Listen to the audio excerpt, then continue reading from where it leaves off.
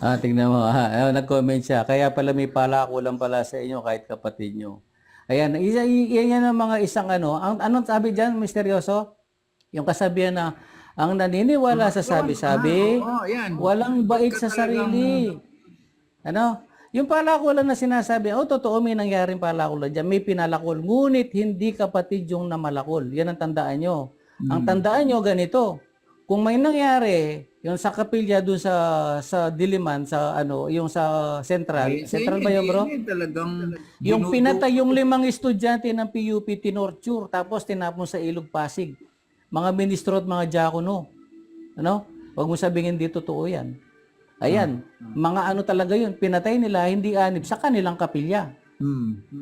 Oh, ano yung mas ano ron?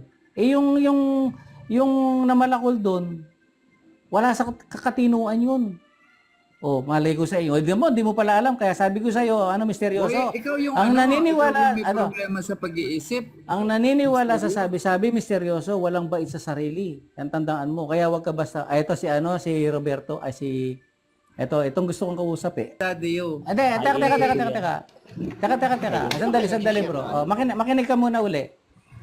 Ano ba talaga? Meron o wala kang kinaaniban na reliyon?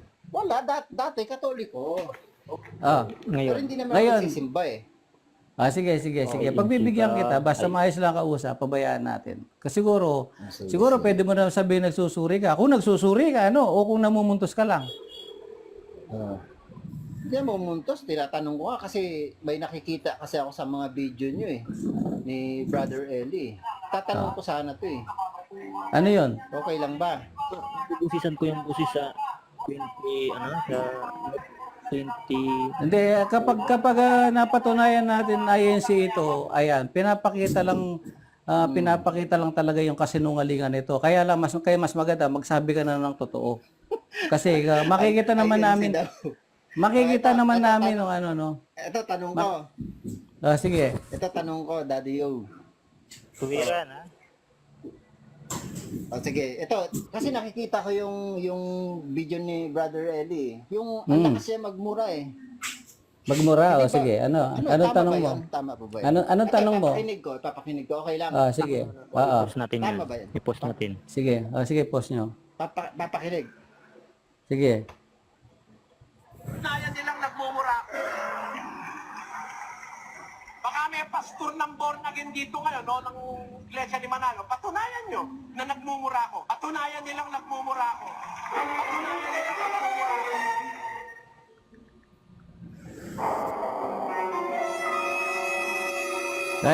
Edited video yan. Edited video. Ayan.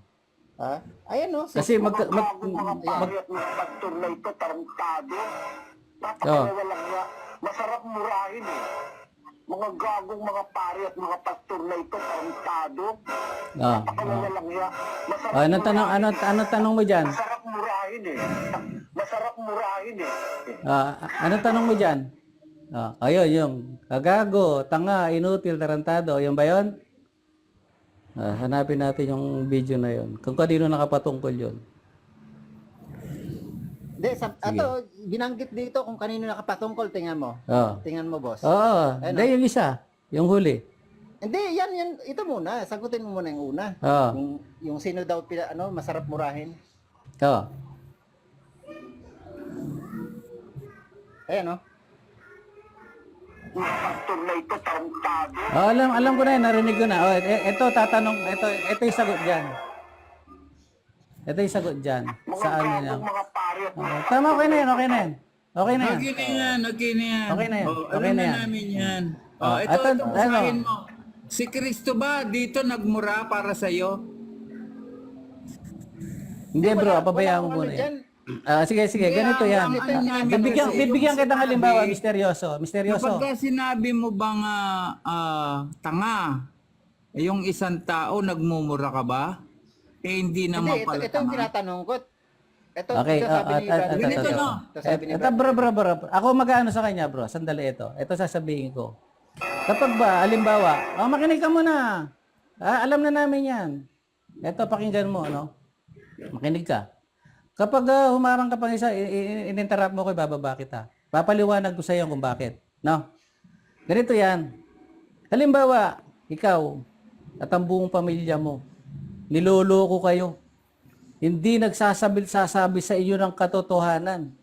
Niloloko kayo. Anong sasabi mo sa nanloloko sa'yo? O sige, sumagot ka.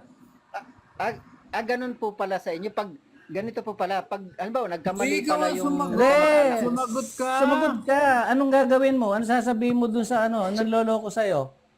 aba, papa, Ito, usapang usapang pangkaluluwa. O sige, ano sasabihin mo?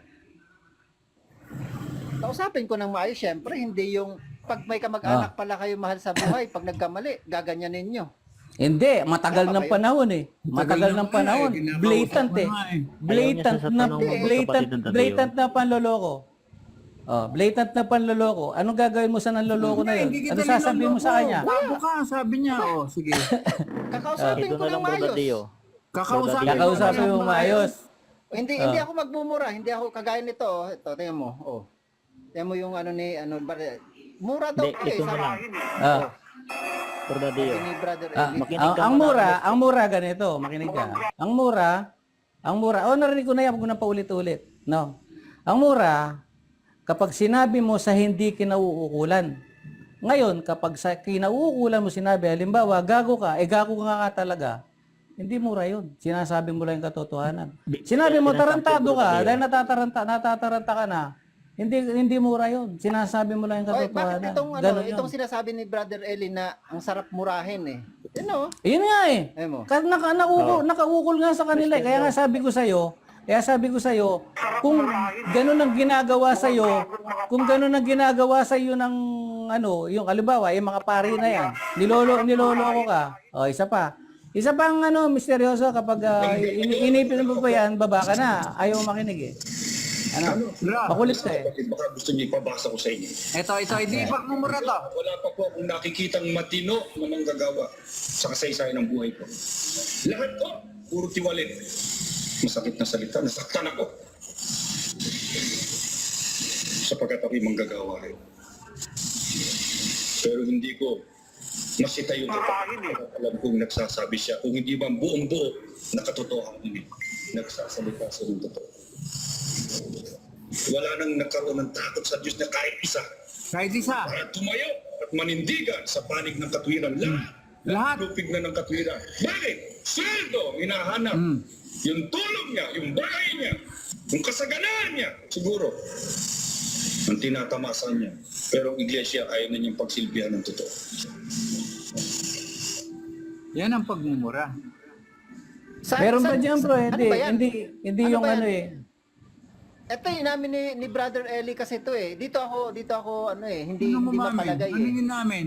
Ayun Yun nga. Mura ako, sabi niya. Ayun ang sarap murahin eh. Ang sarap Yun murahin. nga yung sinasabi ko sa iyo kanina, hindi ka Yun ang nakikinig. sinabi ng mumurahin ko yun eh. Oh, walang ganun eh. Yun nga yung sinasabi ko sa iyo kanina, hindi ka nakikinig eh. Hindi ka nakikinig eh. Makulit ka eh. Sinabi ko na sa iyo eh, paulit-ulit. Sira Eh. ulo ka eh. Oh, ayan. Sinasabi ko na sa iyo mula kanina, no? Kung niloloko ka ng mga yan, habang buhay kang niloloko, tas natuklasan mo, niloloko ka nga, anong gagawin mo? Magpahinuhod ka lang? Hindi pwede yung ganun. Lalo na, mangangaral yun. Ang mangangaral, talagang minumura yun. Kaya lang, tulad dun, lumalabas na mura dahil sa maling akala ninyo. Pero, kapag sinabi sa kinauukulan, yan ang sinasabi dyan, yan ang paliwanag dyan, no?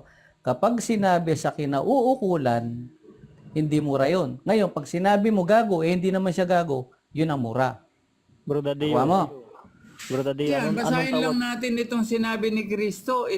Ipapaano ko sana sa kanya yung sinabi ba ni Kristo dito, no? Yung sinabi ba ni Kristo sa 33, mura ba to? Kayong lahi, no, ito. Ito, oh, kayong lahi ng ahas. Ayan, oh. Ito ba mura? Paja-justify ko sana eh. Ito sana, paja-justify ko, bakit sinabi ni Kristo, masama pala yun, ayon sa iyo. Ito mabuti to eh. Lahat na sinabi ni Kristo, mabuti. Bakit? Kinauukulan.